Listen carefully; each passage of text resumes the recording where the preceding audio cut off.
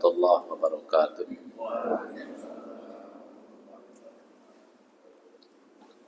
Alhamdulillah, alhamdulillahilladzi arsala rasulahu bil huda wa dinil haqq liyudhhirahu 'ala ad-dini kullihi wa kafaa billahi shahidan. Asyhadu an la ilaha illallah wahdahu la syarika lah wa asyhadu anna Muhammadan 'abduhu wa rasuluhu la nabiyya wa la rasula ba'da.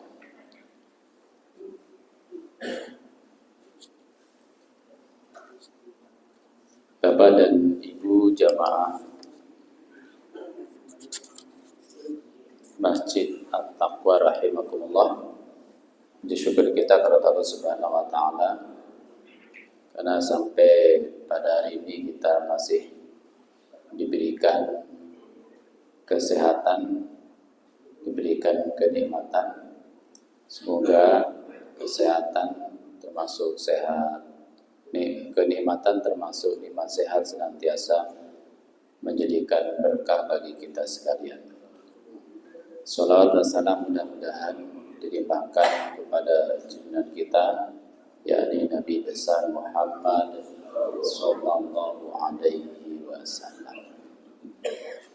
Kita akan melanjutkan kajian kita masih tentang Jumat, babul Jumu'ah, bagian terakhir. Kita buka dengan melafalkan basmalah. Bismillahirrahmanirrahim. Hadis ke-462 an Abi Hurairah, dari Abu Hurairah radhiyallahu anhu, semoga Allah meridhai pada Abu Hurairah.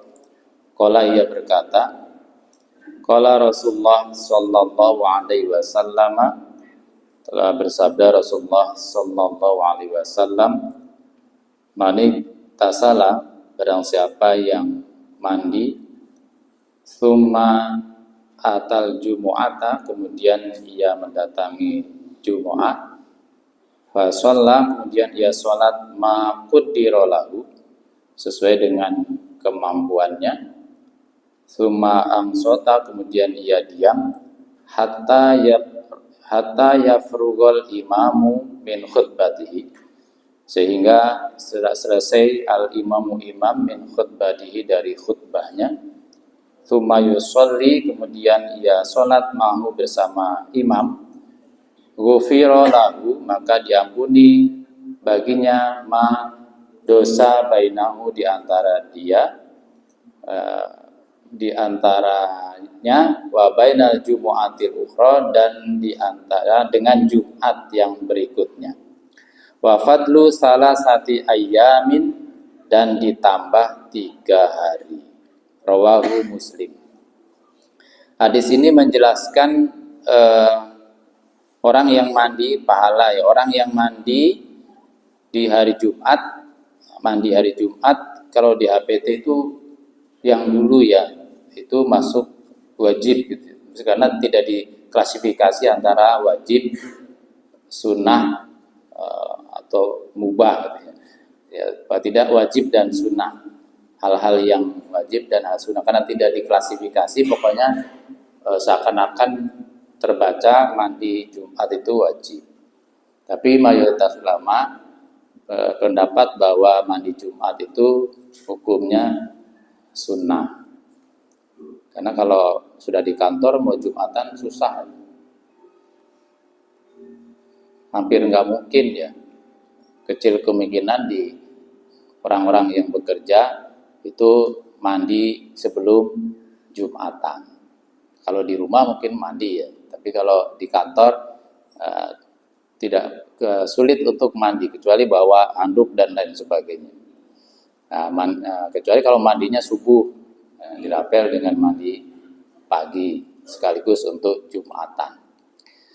Jadi mandi Jumat, lalu kemudian datang Jumatan, fa shalla ma qaddara lahu, lalu kemudian sholat sesuai dengan kemampuannya sebelum imam naik mimbar atau khotib naik mimbar. Maka di dalam macam-macam sholat tatawu itu tidak dikenal adanya qobliyah Jumat. Tetapi bukan tidak ada. Di sini dikatakan ya fasolla maqdirolahu, sholat sesuai dengan kemampuan. Jadi jumlah rakaatnya tidak dibatasi. Datang ke masjid, sholat tahiyatul masjid, lalu kemudian setelah itu sholat sesuai dengan kemampuannya. Jadi rakaatnya tidak dibatasi berapapun rakaatnya. Setelah sampai dengan imam naik mimbar bagi yang mau melaksanakan. Lalu kemudian ia sholat, maka sholat Jumat maksudnya bersama imam, ghufira lahu ma bainahu wa bainal jumu'atil ukhra. Nah, akan diampuni dosa-dosanya di antara dari Jumat ke Jumat gitu ya. Dari Jumat ini pengampunan yang sifatnya Jumatan. Dari pekanan, jadi ada pengampunan pekanan. Tentu bagi dosa-dosa yang tidak karena dosa-dosa kecil yang bisa terampuni dengan amal-amal baik. Kalau dosa-dosa besar yang dituntut untuk melakukan pertaubatan terlebih dahulu, tentu harus melakukan pertaubatan secara khusus. Bahkan dalam hadis Muslim ditambahkan dengan kalimat wa fadlu salah satu ayam, dan ditambah 3 hari, tambah 3 hari, 7 tambah 3 berarti 10 hari. Itu pahala orang yang mendatangi sholat Jumat, kemudian sholat 2 rakaat, lalu mendengarkan khutbah imam, lalu melaksanakan sholat Jumat bersama dengan imam. Lalu hadis berikutnya anna Rasulullah sallallahu alaihi wasallam dari masih dari Abu Hurairah, bahwasanya Rasulullah sallallahu alaihi wasallam zakara yaumal jumu'ati, menyebutkan tentang atau pada hari Jumat, faqala yang menyatakan fihi, di dalamnya sa'atun, terdapat waktu, la yuafiqu abdun muslimun, tidaklah seorang hamba yang muslim wa huwa qaimun, dia berdiri, yusolli, untuk sholat, kemudian yas'alullah, ia berdoa kepada Allah azza wa jalla syai'an, tentang sesuatu, illa a'tahu, kecuali Allah akan memberikan iyahu padanya. Wa asyara biyadihi, kemudian Allah Rasul berisyarat dengan tangannya, yuqalliluha, menunjukkan waktu itu singkat. Muttafaqun alaih, diriwayatkan Bukhari Muslim. Wa fi riwayatin li muslimin, dan ada satu riwayat Imam Muslim yang ada tambahan kalimat wahia sa'atun khafifatun, itu waktu yang sangat pendek, Jadi ada waktu di hari Jumat yang doa itu mustajab untuk disampaikan. Nah, waktunya kapan? Ulama berbeda pendapat. Ada yang berpendapat ya di antara duduk-duduk di antara 2 khutbah, yang kemudian itu doa mustajab. Tapi ada hadis lain yang menyatakan dari Abi Burdah an abihi, dari ayahnya, sami itu Rasulullah SAW, ia mendengar Rasulullah SAW yaqul, beliau bersabda, hiya, waktu itu adalah ma baina ayyajlisal imam, di antara duduknya imam, ila antuqdos sholatu, sampai dengan selesainya sholat. Nah, tidak berarti kalau lihat hadis dari Abu Burdah yang diriwayatkan oleh di sini tidak disebutkan secara khusus, riwayat Imam Muslim, rawahu Muslim, dari Imam Muslim itu dinyatakan bahwa waktu itu adalah ayajlisal imam ila antuqdos sholat, dari mulai duduknya imam sampai dengan selesainya sholat Jumat. Jadi waktunya doa yang mustajab yang biasanya kalau makmum malah dipakai tidur ya di antara khutbah itu, kecuali pas sholat. Nah, itu ternyata di saat waktu kita lelap tidur mendengarkan khutbah, sambil mendengar khutbah itu adalah waktu yang mustajab untuk berdoa sampai dengan selesainya sholat. Yang biasanya selama ini kita mendengar di antara duduknya khutbahnya khotib atau imam itu kemudian dianggap sebagai waktu yang mustajab. Tapi kalau menggunakan hadis riwayat Imam Muslim itu ya dikatakan hiya ma baina ayyadrisal imamu ila an tuqdas sholatu. Dimulai dari duduknya imam sampai dengan selesainya pelaksanaan sholat Jumat. Ya, jadi ada waktu khusus. Walaupun semua waktu bisa dipakai untuk berdoa. Karena apalagi kalau kita sedang puasa, baik puasa sunnah maupun Ramadan, tentu seluruh waktu itu mustajab untuk berdoa. Tergantung keseriusan orang meminta kepada Allah. Fi hadis ya Abdullah bin Salam inda Ibnu Majah. Termasuk juga dalam hadis lain yang diriwayatkan oleh Abdullah bin Salam yang dari Ibnu Majah. Wa Jabir inda Abi Dawud wa Nasai.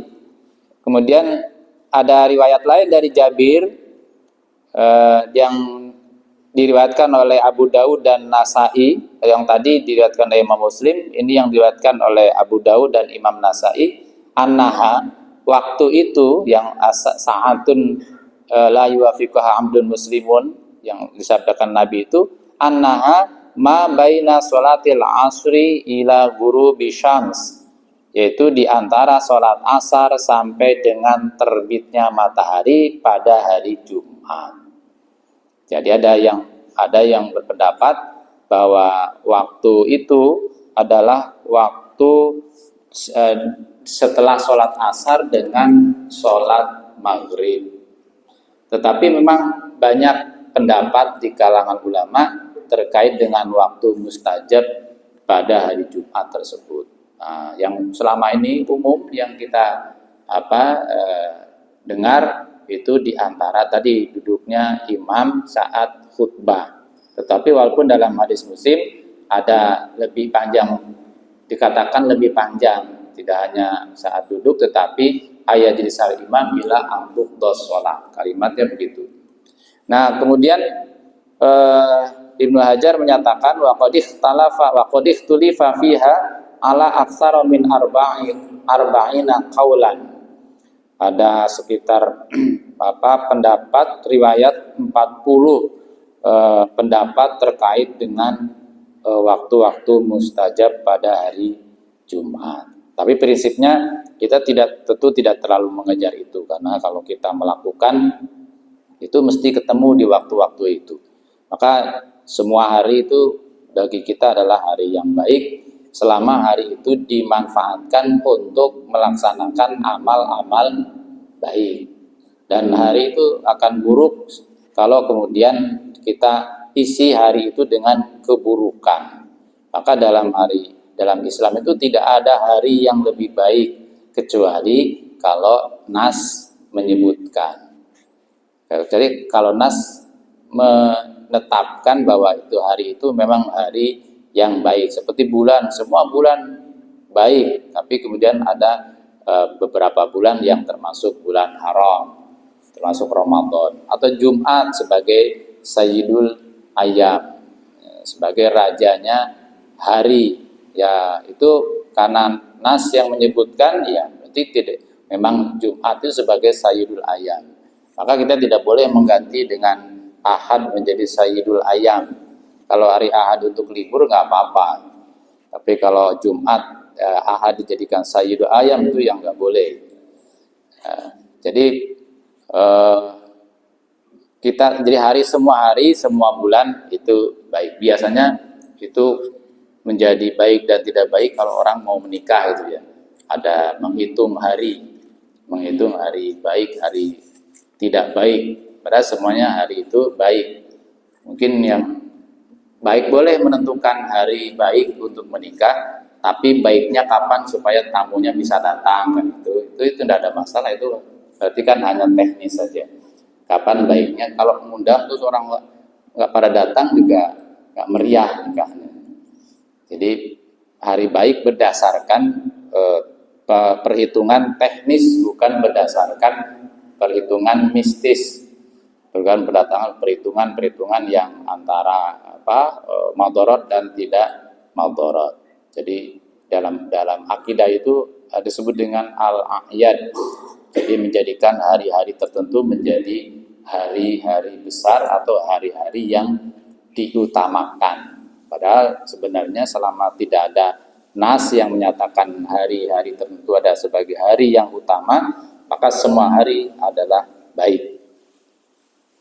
Kemudian an Jabir radhiyallahu anhu qala, dari Jabir radhiyallahu anhu ia berkata, madatis sunnatu, telah berlakulah sunnah anna fi kulli arba'ina fasaidan jum'atun, bahwa dalam setiap 40 lebih maka boleh dilaksanakan sholat Jumat. Rawahu Daruqutni bi isnadin dhaifin, diriwayatkan oleh Daruqutni dengan sanad yang lemah. Nah, ada bahkan menurut pentakhrij kitab ini dikatakan maudhu'un. Hadisnya itu maudhu. Hadis maudhu itu kalau bahasa sekarang hadis hoax, hadis palsu. Kan la aslalah, tidak ada sumbernya. Ya, jadi dulu ada yang berpendapat bahwa sholat Jumat itu boleh dilakukan kalau jamaahnya itu ada minimal 40. Kalau kurang dari 40 tidak boleh Jumatan. Cukup sholat duhur. Kalau 40 di masjid-masjid tertentu setelah adzan itu belum ada 40 orang. Baru beberapa. Harusnya jangan adzan sebelum datang. Jadi dihitung 1, 2, 40 baru adzan. Baru khutbah. Jangan-jangan setelah diadzani yang datang cuma 30. Jadi dulu ada yang berpendapat bahwa Jumat bisa dilakukan kalau minimal jamaahnya ada 40 orang. Kalau kurang 40 tidak boleh dilaksanakan Jumat. Sehingga pada satu RT itu biasanya 30 kakak ya. Nah, 30 orang berarti satu kampung belum sah Jumatan. Harus cari orang lain untuk menambah jadi 40. Tapi hadis ini hadis yang dhaif, artinya tidak ada syarat Jumatan itu harus terkumpul 40 orang jamaah. Ya, kalau sudah ada khotibnya, muadzinnya, sudah ada makmumnya, beberapa makmum sudah bisa dilaksanakan sholat Jumat. Nah, itu kalau seandainya kita, terutama kalau dalam kondisi-kondisi tertentu, misalkan kadang-kadang kan kalau Jumat jatuh di Idul Fitri, mungkin ada yang mengikuti pendapat tidak usah Jumatan, sehingga yang Jumat bisa jadi biasanya banyak jadi sedikit. Itu kalau memang sudah meskipun tidak sampai 40 dilaksanakan Jumatan, ya tidak apa-apa, tetap melaksanakan Jumatan. Terlebih Nabi sendiri menyatakan wa nahnu mujami'un, kami tetap Jumatan meskipun Idul Fitri atau Idul Adha jatuh pada hari Jumat. Wa an Samurah bin Jundub, dari Samurah bin Jundub radhiyallahu anna nabiyya sallallahu alaihi wasallam, bahwasanya Nabi sallallahu kana yastaghfiruhu lil mu'minina, Nabi memohonkan ampun bagi orang-orang mukmin, wal mukminati, dan orang-orang mukminat, kula jumu'atin, setiap hari Jumat. Rawahul Bazzaru bi isnadin layyinin, diriwayatkan oleh Al-Bazzar dengan sanad yang lemah. Nah, walaupun ini juga kita sering pakai, biasanya imam di dalam khutbahnya, dalam doanya, Allahumma gfir lil mu'minina wal mu'minat wal muslimina wal muslimat al ahya'i minhum wal amwat. Nah, itu kan doa istighfar, permohonan ampun bagi orang-orang mukmin dan mukminat, baik yang masih hidup maupun yang sudah meninggal. Tapi meskipun hadisnya dikatakan bi isnadin layyinin, dengan sanad yang layin itu kan lembut, lemah, maka berdoa itu kan boleh-boleh saja kita untuk mendoakan orang lain. Jadi bahkan kita dianjurkan, dalam banyak hadis kita dianjurkan untuk saling mendoakan. Tapi kalau tidak pakai doa itu ya tidak, kemudian khutbahnya menjadi tidak sah. Jadi khutbahnya tetap sah, tapi mendoakan orang lain itu kan juga dianjurkan untuk saling mendoakan. Seperti kita mengucapkan salam kan itu juga doa. Assalamualaikum, keselamatan atas Anda. Dijawab waalaikumsalam. Itu kan saling mendoakan. Maka saling mendoakan antar sesama muslim itu dibolehkan. Bukan dibolehkan, dianjurkan untuk bisa dilakukan. Wan Jabir bin Samurah radhiyallahu anhuma anna nabiyya sallallahu alaihi wasallam kana fil khutbati, dalam khutbah beliau, yaqra'u ayatin, beliau membaca ayat minal qur'ani, dari Al-Qur'an, wa yuzakkirun nasa, dan mengingatkan manusia atau jamaah, rawahu Abu Daud. Jadi dalam khutbah itu Nabi selalu membaca ayat Al-Qur'an. Dan kemudian isi khutbah itu diantaranya tazkirun nas, untuk mengingatkan jamaah. Dan bebas, temanya bebas. Yang penting itu berfungsi untuk mengingatkan. Jadi tidak terbatas hanya anjuran takwa terus, temanya takwa terus, jamaah tuh bosen ya. Maka dulu masjid takwa termasuk ya, pernah dikasih tema kalau nggak salah, zaman dulu pernah ada temanya kalau khutbah, tapi suwi-suwi takmirnya bosen ngasih tema. Kan harus mencari tema itu kan ya pekerjaan sendiri, padahal 1 tahun ya, tapi kan juga harus ada yang menekuni. Jadi dulu beberapa masjid ada yang kalau Jumatan itu ada temanya. Tujuannya supaya temanya itu tidak, Jumat ini tema tentang takwa, Jumat depan takwa lagi, sebulan itu takwa terus temanya. Meskipun khotibnya berbeda, kan khotibnya nggak ngerti kalau apa yang disampaikan Jumat kemarin, kecuali kalau dikasih tahu tema Jumat kemarin ini, atau takwa tapi perspektifnya berbeda. Tapi karena orang yang kita itu tidak pernah protes, karena ya Jumatannya wajib gitu. Kalau pengajian biasa bisa bubar jamaahnya itu, gak datang lagi. Tema kok bodoh, gak ganti-ganti. Jadi karena Jumatannya wajib, pokoknya mau dikasih apa saja terserah. Kalau tidak menarik ya tidur, kan gitu aja. Pilihannya tidak menarik, tidur. Nah, jadi itu temanya bebas, apapun bisa. Yang penting berfungsi sebagai tadi tazkirun nas, untuk mengingatkan manusia, baik tentang kehidupan maupun tentang kematian. Apapun yang terjadi dalam kehidupan kita bisa disampaikan saat khutbah Jumat. Karena apalagi di tempat saya itu beberapa masjid masih Jumatan itu masih pakai pasaran gitu ya, orangnya jadikan sama terus. Nah, saya setiap diminta jadwal pakai pasaran saya tidak mau, karena biasanya di masjid hanya ngisi 2 kali per masjid. Nah, ini hanya butuh, kalau pakai pasaran kan hanya butuh 5 orang kayaknya. 5 orang sudah cukup. Memang panitianya nggak ribet, jadi tidak usah cari pemateri banyak-banyak. Dan itu terus sampai ada yang sampai seumur hidup jadi khotib, sampai sudah mengundurkan diri baru diganti.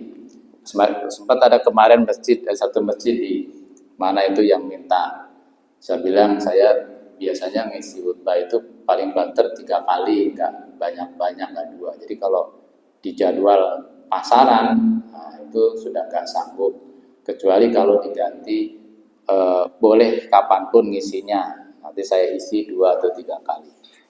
Setelah itu beberapa hari, seminggu atau berapa itu ternyata datang WA lagi, katanya usulannya diterima oleh takmir, sekarang khotibnya diperbanyak, boleh dan akhirnya diganti. Padahal saya tidak usul sebenarnya, cuma saya bilang saya mau, tapi kalau tidak pakai pasaran, kayaknya diganti betul. Nah, terus hanya minta khotib yang lain, saya kasih lah teman-teman, saya kasih nomor WA-nya untuk dihubungi. Akhirnya sekarang satu orang paling hanya 2-3 kali isinya. Ya minimal tadi tidak jamaah, tidak bosan, karena walau bagaimanapun ada keterbatasan kita itu. Orang itu kan kalau disuruh ngisi terus setiap bulan ngisi, mesti ada keterbatasan kemampuan, keilmuan. Meskipun mungkin setiap akan khutbah mencari materi, tetapi saya kira keterbatasan ilmu itu akan membuat orang tidak berkembang gitu ya, akan di situ-situ saja ngisinya. Maka kemudian dengan khotib yang banyak itu memang sedikit takbirnya agak ribet gitu, tetapi paling tidak kan agak variatif. Ketika Jumatan itu tidak memboseni, karena kalau itu saja boseni. Maka saya kalau ada yang di sana ada masih gitu, saya tidak mau dijadwal, tapi saya bilang saya cadangan saja. Jadi dibuatlah cadangan, tapi ternyata cadangan lebih sering daripada kalau dijadwal. Karena dikit-dikit terus WA ini tidak ada khotibnya, tidak datang. Waduh, ini mendingan dijadwal daripada cadangan. Ternyata cadangan lebih sering daripada kalau dijadwal. Ya dulu karena liburnya Walimat Jumat, jadi Jumat selalu ada di rumah. Nah sekarang itu liburnya hari Ahad, jadi malah tidak bisa cadangan, karena kalau pas ditanya saya sekarang tidak di rumah, sudah selesai. Jadi tidak bisa jadi cadangan lagi. Ya itu masih dulu seperti dulu ya, di masjid-masjid masih menggunakan pasaran tadi, sehingga 5 orang sudah cukup bertahun-tahun orangnya itu aja. Jadi jamaah yang berganti saja pembicaranya, kadang-kadang tetap ngantuk ya, apalagi orangnya itu saja. Begitu lihat orangnya sudah ngantuk duluan, belum dengar temanya, khutbahnya apa, wah ini lagi.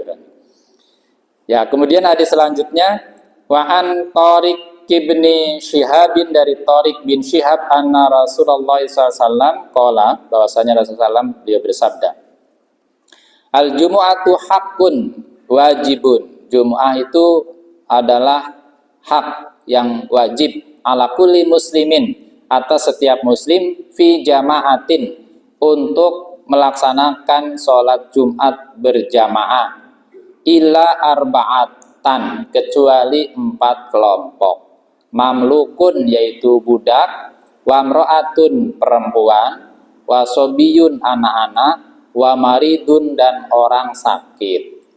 Rawahu Abu Dawud. Wa qala lam yasma' Thariq minan Nabi. Tapi ada juga yang menyatakan Thariq tidak dengar dari Nabi langsung. Tapi hadis ini dinilai oleh pentakhrijnya sebagai hadis yang sahih. Nah, jadi ini hadis ini menyatakan bahwa semua orang itu wajib untuk sholat Jumat sebagai pengganti dari sholat zuhur. Artinya biasanya kan di hari jam siang itu sholat zuhur, tapi di Jumat, khusus Jumat itu sholatnya Jumatan. Ada yang memahami sholatnya tidak harus Jumatan, pokoknya sholat Jumat di hari Jumat. Jadi kan ayatnya apabila diseru di sholati mi yaumil jumu'ati fas'au ila dzikrillahi wa zarul bai'. Nah, itu kan dalilnya umum. Jadi tidak menunjukkan harus datang ke masjid. Pokoknya di hari Jumat sholatnya 2 rakaat, tidak harus ke masjid. Ada, jangan kali kalau ada yang mendengar pendapat itu tidak usah heran. Tapi tidak usah dilaksanakan karena tidak sesuai dengan apa yang kita pahami. Jadi sholat Jumatnya itu ya berjamaah di masjid, tidak di rumah. Karena nanti ada dalil lain. Kalau tidak bisa Jumatan ya sholat zuhur seperti masa Covid. Tidak bisa Jumatan karena dikhawatirkan terpapar virus, kemudian akhirnya sholatnya di rumah. Tapi tidak sholat 2 rakaat, sholatnya tetap 4 rakaat. Nah itu yang kita pahami. Jadi sholat Jumat, karena di sini ada pengecualian illa arba'atan. Kecuali 4 kelompok, mamluk, budak, wamro'atun, wanita, wasubyun, anak kecil, wamaridun, orang sakit. Nah kalau sakit ya tidak usah Jumatan, ya di rumah saja sholat duhur kalau memang merasa sakit. Sakitnya sakit apa? Yang nggak usah sakit apa, pokoknya sakit yang kira-kira tidak bisa datang ke masjid. Nah kalau sakit panu ya tetap datang. Sakit yang masih memungkinkan datang ya datang, meskipun kategori sakit, karena kita tidak seperti pendapatnya mazhab Zohiriyah. Kalau mazhab Zohiriyah itu ya sakit apapun, kalau itu kategori sakit maka semua yang diberikan keringanan untuk orang sakit dia ambil. Tapi kita ya yang bisa merasakan ya kita sendiri, kira-kira ini kalau Jumatan repot apa tidak. Kalau kira-kira nggak kuat bangun, ya sudah sholat duhur di rumah, meskipun rumahnya pinggir masjid kayak Pak Fauzi, masjid sakit ya tidak usah datang ke masjid, ya sholatnya di rumah kalau itu sakit.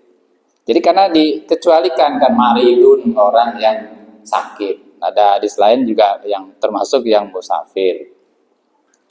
Nah, termasuk dalam hadis Ibnu Umar radhiyallahu anhu, laisa ala musafirin jumu'atun. Tidak ada kewajiban bagi musafir Jumat. Rawahu Tabrani. Hadis diriwayatkan Imam Tabrani. Tetapi dalam kritik hadisnya bi isnadin dhaifin, dengan sanad yang dhaif. Diriwayatkan oleh Imam Ad-Daruqutni. Tapi ada juga yang mensahihkan. Karena dianggap ada syawahid. Syawahid itu ada hadis pendukungnya yang lain, yang terus karena dia saling mensaksikan, terus dia ngangkat dari dhaif ke hasan. Jadi ada yang mengatakan bisa, tapi musafir itu prinsipnya boleh Jumatan juga kan. Sholat bagi musafir memang ada rukhsah, tetapi rukhsah itu kan bukan sesuatu yang harus diambil. Yang seperti kemarin kita ketika bahas tentang sholat musafir, sholat saat safar, ya rukhsah itu memang bagusnya diambil, tetapi kalau tidak diambil kan tidak dosa. Allah hanya mencintai kalau pemberian keringanannya itu diambil, tidak dibiarkan. Nah, tapi kalau kita mau Jumatan silakan aja, misalkan bepergian di hari Jumat, di perjalanan sudah masuk waktu Jumat, lalu kemudian turun dari mobil, kemudian ikut Jumatan juga boleh. Tapi kalau tidak Jumatan juga tidak apa-apa kalau sedang safar. Jadi apalagi kalau naik angkutan umum, masa kita mau naik bis terus Jumatan berhenti di tengah jalan, itu terlalu memaksakan. Ya udah sholat aja di kendaraan atau sholat saat sampai di tujuan, tidak perlu turun untuk melaksanakan Jumatan. Kecuali kalau mau naik kendaraan pribadi ya silakan aja, itu lebih fleksibel. Tapi kalau kendaraan umum kan malah keluar uang lagi, repot, nanti waktu juga tersita. Mending kalau bisnya terus ada, kalau tidak ada nanti malah tidak jadi pulang. Atau naik kereta api, ya sudah nggak usah dipaksakan terus harus turun di stasiun tertentu. Nah, itu tambah repot lagi. Pesen tiket sudah habis tiketnya, nggak bisa pulang, malah kosnya lebih tinggi lagi. Nah, itu dimaksud keringanan oleh Allah itu kan itu oleh Nabi dan Rasul itu. Jadi itu keringanan, makanya dari diringankan dari hal-hal itu, maka ambillah keringanan-keringanan itu. Jadi kalau silakan aja mau Jumatan, kalau memang pas bisa Jumatan ya silakan Jumatan, boleh diambil. Nanti kalau mau dikosor ya tinggal dikosor Jumat dengan Asar. Kemarin juga sudah saya jelaskan tentang perdebatan kebolehan menjamak di antara sholat Jumat dan Asar. Lalu kemudian An Abdillah bin Mas'ud radhiyallahu anhu qala kana Rasulullah sallam idza stawa 'alal mimbar, ketika Nabi sudah berada di atas mimbar, istaqbalnahu biwujuhina. Rasulullah menghadap ke arah kami. Walaupun bi isnadin dhaif, tapi meskipun sanadnya dhaif, tapi kalau khutbah kan mesti tetap menghadap ke jamaah. Apa ada yang khotib terus malah mengunggungi jamaah? Ya, kan enggak ada. Semua khotib itu kalau ya ceramah ya mesti menghadap ke jamaah. Kecuali kalau pakai apa? Kalau khutbah atau pengajian pakai ini apa? Pakai hijab. Pakai hijab ada kan pengajian yang kalau putra putri terus pakai hijab. Saya pernah diundang di salah satu fakultas di UGM pengajian putra putri. Jadi ngajinya cuma dengan putranya kelihatan, putrinya di samping tapi ditutup hijab tinggi. Jadi kalau diskusi itu ada yang pakai kertas ditulis dianukan lewat bawah apa hijab tabirnya itu. Ada kalau nggak mau ngomong ya pakai tulisan. Kalau mau bicara dia bicara. Jadi nggak lihat ini apa jamaahnya. Yang cuma kelihatan cuma tabirnya saja. Orangnya ada apa enggak? Nggak ada juga. Nggak tahu juga kita. Ada juga kalau dalam nikah juga ada yang gitu dalam nikah. Dan saya menghadiri sebuah pernikahan itu pakai hijab juga. Jadi belum kalau pas akad tidak dihadirkan yang putrinya. Gak kelihatan ya, putrinya. Ternyata mereka memisah. Ya silakan aja, itu prinsipnya tidak ada. Dihadirkan pun tidak ada masalah. Yang penting kan tidak pegangan dulu sebelum akad. Nah itu cara orang kemudian memahami. Ya itu juga cara beragama ya. Itu namanya keberagamaan. Namanya juga beragam. Keberagaman itu kan memahami agama secara berbeda, beragam. Maka ada perbedaan pemahaman. Maka terus karena keberagaman itu terus muncullah mazhab. Nah, mazhab itu kan keberagaman dalam memahami agama. Ya semua itu ya agama berdasarkan pemahamannya masing-masing. Wanil Hakam ibni Hazn radhiyallahu anhu qala, ia berkata, syahidnal jumu'ata ma'an Nabi sallallahu. Kami mengikuti Jum'ah bersama Nabi SAW. Faqama muttaqian ala asa au qausin. Nabi berdiri dengan bersandar pada tongkatnya atau panahnya. Rawahu Abu Dawud. Mungkin dulu belum ada mimbar. Sekarang sudah zaman Nabi, selanjutnya terus ada mimbar. Jadi mimbar itu sejak zaman Nabi sudah ada. Mimbarnya pertama Nabi itu dibuatkan, ada yang menyatakan salah seorang budak yang membuatkan mimbar Nabi pada saat Nabi sedang khutbah. Jadi mimbar-mimbar itu sejak dulu sudah ada.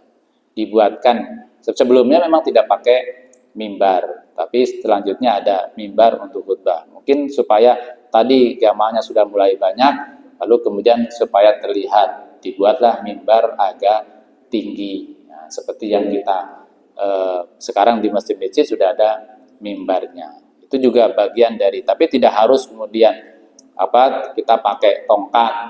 Ada juga yang kemudian khutbahnya kan masih bawa tongkat, ya, jadi rong itu tongkatnya itu, terus setelah itu baru khutbah. Ya, itu juga keberagamaan ya. Jadi cara memahami. Jadi saya beberapa tempat itu masih ada khotib itu khutbahnya sambil pegang tongkat, ya, tongkat yang biasa dia tuh tongkatnya di situ, tetap di mimbar gitu ya. Kalau di masjid Taqwa mungkin tongkatnya udah hilang tuh. Kalau di masjid-masjid yang biasa itu kan bagian dari bagi mereka itu bagian dari sunnah, jadi membawa tongkat saat berkhutbah. Ya itu juga sekali lagi pemahaman di masyarakat ya berbeda-beda, termasuk yang ketika Jumatan khotib juga masih pakai bahasa Arab, juga masih ada di masyarakat. Di beberapa daerah khutbah itu pakai bahasa Arab. Ya cuma tadi itu kita pakai bahasa Indonesia aja ngantuk jamaahnya, apalagi pakai bahasa Arab, tambah lelap tidurnya itu. Karena nggak paham apa yang dibaca itu ya. Dijelaskan juga yang terpaham, dibacakan ayat hadis ayat. Kok kita menghafal Quran juga hanya hafal teksnya, terjemahannya juga belum tentu hafal kan itu ya. Apalagi mendengarkan orang bicara pakai bahasa Arab, jamaah itu belum tentu semuanya, bahkan dipastikan mayoritas tidak paham. Dan juga saya juga tidak begitu yakin khotibnya seluruh khotib bisa paham. Itu bisa dilihat kalau khotibnya itu cuma baca ayat hadis itu bisa jadi khotibnya juga nggak bisa bahasa Arab, cuma baca ayat hadis. Kecuali kalau khotibnya bisa menjelaskan dengan bahasa Arab, berarti khotibnya dia bisa bahasa Arab. Nah, kita ya tidak, untung kita tidak berpaham seperti itu sehingga kita khutbahnya masih bisa pakai bahasa Indonesia. Yaitu beberapa hadis terkait dengan Jumat, tidak seluruh hadis karena Imam Ibnu Hajar itu tidak mengutip semua hadis. Kalau yang hadis yang panjang-panjang tentang Jumat ya bisa dibaca dalam kitab aslinya, kitab Bukhari atau kitab Sahih Muslim. Itu pun tidak semua juga, hanya hadis yang diriwayatkan oleh mereka. Tidak semua hadis dicantumkan.